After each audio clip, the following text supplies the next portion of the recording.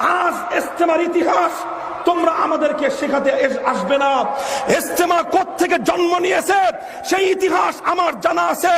যেই মাটিতে আমার জন্ম হয়েছে, বাংলাদেশের দক্ষিণবঙ্গের খুলনা জেলার মোল্লাহাট থানার উদয়পুর গ্রামের যেই মাদ্রাসার ময়দান থেকে এই ইজতেমার যাত্রা শুরু হয়েছিল, সেটা আমার নানার বাড়ি।